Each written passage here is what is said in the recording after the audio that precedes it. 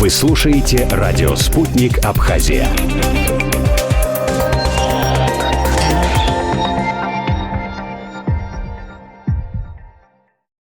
Я думаю, что итоги более чем великолепные. То есть мы очень довольны данным сезоном. Конечно, за это большое спасибо помощи наших абхазских коллег. И также я должен упомянуть и администрацию города Чимчира, и школу-интернат, где мы находимся, и Министерство образования Абхазии, и вообще руководство Республики Абхазия, которое помогает нам все эти годы. Но это в данном случае слова. А дела состоят в том, что я напомню, что деятельность, где мы работаем, это является единственным точно локализованным, точно известным, где мы находился, античным полюсом на территории Абхазии. Потому что я помню, что Диаскурия до сих пор не найдена. Есть разные версии, где она находилась. Петиунд, Великий Петиунд тоже не найден, только поздний слои найден уже позднеримского времени, эпохи уже Византии, да? И вот здесь единственное место, где мы видим, когда приехали греки, приехали на побережье Черного моря, на территории Абхазии, и их контакты с местным населением. Поэтому это очень важно, что мы можем здесь это как-то более-менее отслеживать. Конечно, работа очень тяжелая, потому что очень большой культурный слой. Сверху находится слой эпохи Византии. Это слой 5-6 века. Именно там в том году был найден уникальная находка свинцовый саркофаг, о котором все знают в Абхазии, наверное, уже. Таких находок больше нет на территории ни Абхазии, ни Южной России. В этом году мы нашли, кроме изучения слоев античного времени, где было тоже масса находок, эпохи Византии, тоже очень интересно все. Были найдены погребения новые архитектурные детали. Но мы нашли античное святилище. Святилище 5 века до нашей эры. То есть времени приезда греков-колонистов на эту землю, на территорию. То есть это, по большей части, конечно, оно симбиозное. То есть понятно, что греки-колонисты не приехали, они были в тесном контакте с местным населением. И даже по облику этого святилища видно, что это ощущается. Например, то, что гаечная вымазка и вбитый в нее или установленный в ней каменный идол в этой вымазке. Это, конечно, для Греции не очень свойственно, такие вещи. То, что было найдено на этой вымазке, была найдена фигурка античного божества, привезенная из Греции, бронзовая. Было найдено Гермес, наверное, или Диаскур, сложно говорить, это надо будет уже разбираться потом. Была найдена монета, первая находка монеты на этом памятнике, античной монеты, серебряной, хорошей сохранности. Опять же, мы сейчас не можем говорить о том, каким полюсом Греция была сделана, потому что это требует изучения дальнейшего.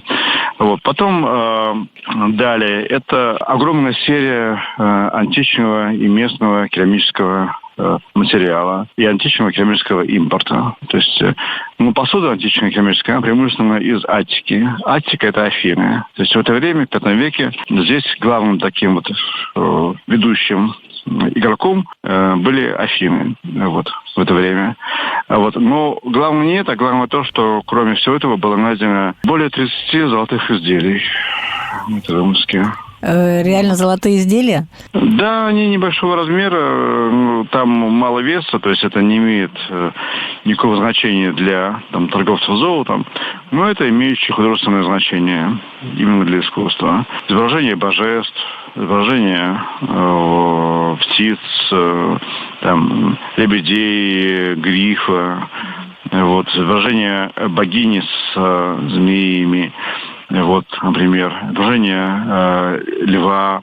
Такого типа вещи. И еще было найдено то, что очень интересно, это две сделанные из египетского фаянса, две фигурки божеств, явно египетских божеств, то есть привезенных сюда в V веке из Египта. Вот.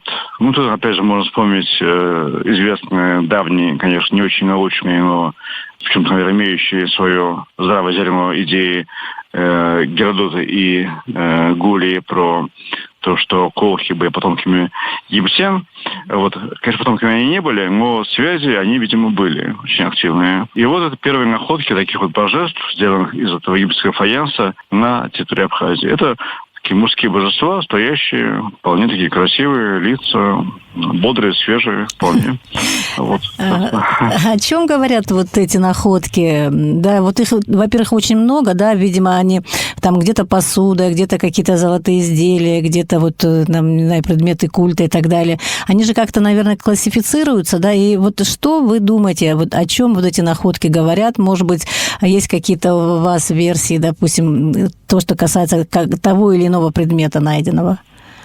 Вы знаете, все они были найдены в одном, в общем-то, месте более-менее. Они были найдены на месте этого святилища античного, там, где каменная вымазка и идол. Вот, ну, вымазку мы сняли, под ней больше ничего нету, все было сверху нее.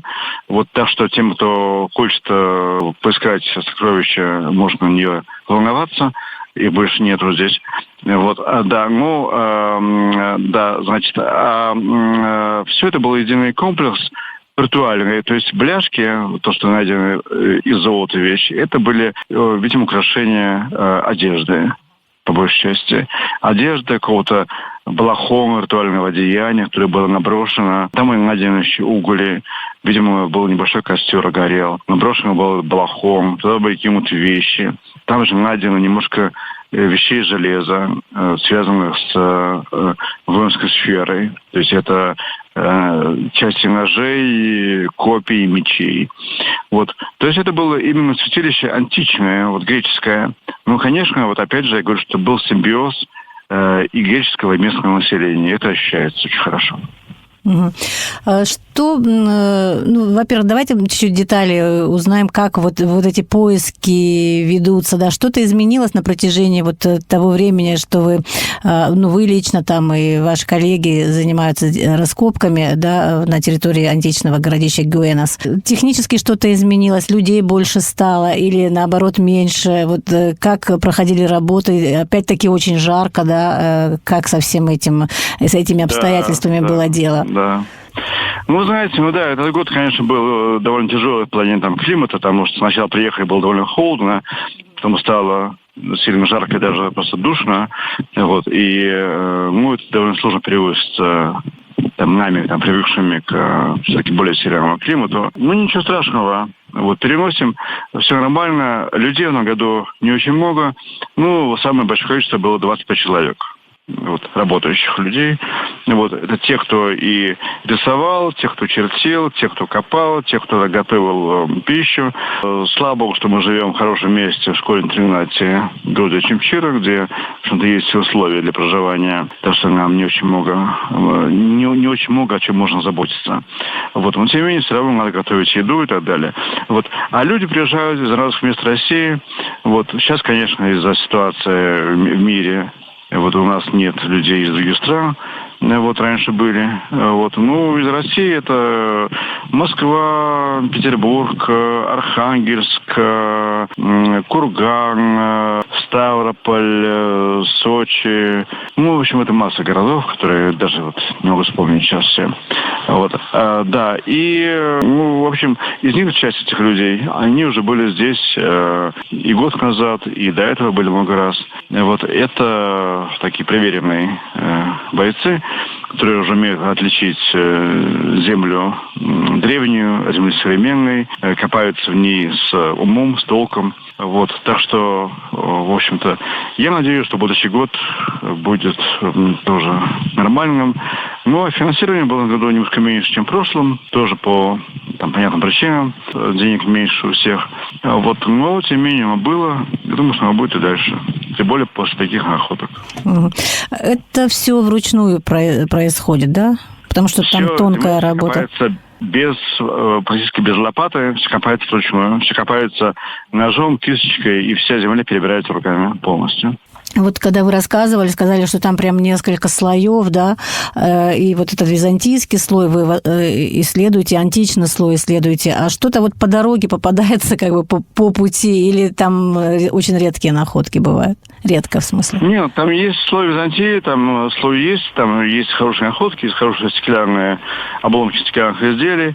Вот, но дальше вот какая-то такая лакуна пока что, вот, то есть вот нет преемственности между слоем античным. То есть они так резко разделяются, да, как бы? Да, просто дело в том, что мы копаем только на окраине, на отшибе городища. То есть большая городища ушла под зону Московского порта и так далее, была уничтожена.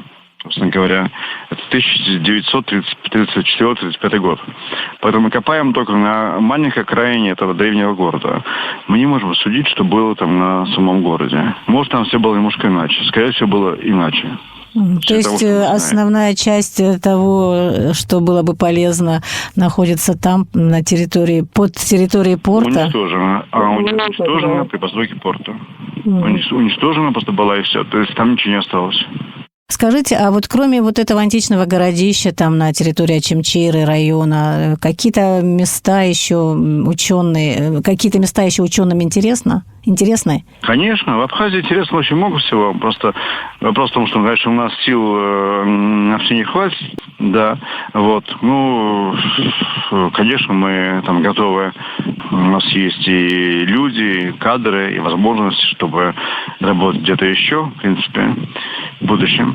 Вот. Главное, чтобы нам в этом не мешали, потому что, я понимаю, что есть чувство зависти у людей, и кому-то может не понравиться, что у нас такие хорошие находки.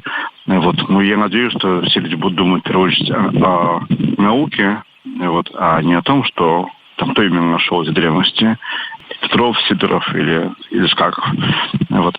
Если думать о науке, то все хорошо. То у нас есть возможности, конечно, в будущем и вести работы более широкие в Абхазии.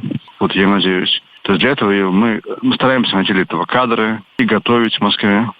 Стараемся работать с теми, кто есть из разных городов России. Мы стараемся их настраивать в археологи Абхазии, чтобы они и занимались. Это очень сложно, потому что, сами понимаете, что тем, кто например, из Москвы, им гораздо проще работать, заниматься археологией какой-нибудь там Рязани, да, там, чем в Абхазии. Ближе и проще. Вот. Но, тем не менее, пытаемся. Так что я надеюсь, в данном случае, на помощь наших абхазских коллег и на то, что они не будут нам мешать заниматься археологией Абхазии. А вы как-то так сказали, что я подумала, а что и мешают? Я не знаю, но в этом году у нас была попытка получить лист права проведения работы еще на разведке, то есть не на раскопке даже, а на разведке дольменов в районе Гуйрипша. Мы его не получили. От кого? От полевого комитета, от комиссии Республики Абхазии. Мы его не получили, этот лист, почему-то. То есть не объяснили ничего? Да, мне нет непонятной причины этого. Вот. Мы получили лист на наш памятник, но мы не получили лист на вот эту вот возможность этих разведок. Вот. Видимо, в Абхазии есть свои кадры археологов, которые могут этим заниматься гораздо более успешно, чем мы. Просто мы их не знаем, наверное, да. Вот. Но это довольно странно для меня. Вы же вот этими поисками, раскопками занимались как бы двусторонне вот на протяжении всего этого времени. Сейчас это так? Да, разумеется, у нас совместная экспедиция с Абхазским музеем, Абхазским институтом. Конечно, у нас все наши работы 21 год, это вместе с Аркадием Ивановичем Жопа, моим коллегой и другом, вот, и соавтором все это время. Да, и мы надеемся, что сделать до конца года, как обещано сделать первое издание, первый том там, трудов экспедиции по раскопкам Гиена в Очимчире, сдать его печать. Видимо, издано будет уже после Нового года. Вот. Это совместное издание будет, да? Наша совместная работа, совместное издание, конечно, да. Вот, конечно. Но это сотрудничество вы оцениваете как хорошее? Разумеется, если бы оно было нехорошее, мы бы с Аркадием Ивановичем вместе не работали в такое время, конечно. Конечно, хорошее. Вот мало с кем можно работать 21 год. Знаете, даже муж с женой в такое время не живут. Да. Тоже может быть, да.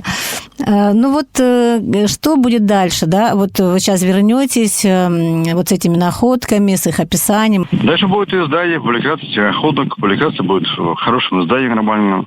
Вот. Сейчас, конечно, у нас проблема с публикацией на на Западе, где больше читают людей. Хотя у нас были публикации нашего материала, в том числе и на Западе тоже в свое время. Сейчас стало сложнее, по понятным причинам. В России это будет опубликовано в самых престижных российских изданиях, которые входят в первую пятерку изданий России по археологии.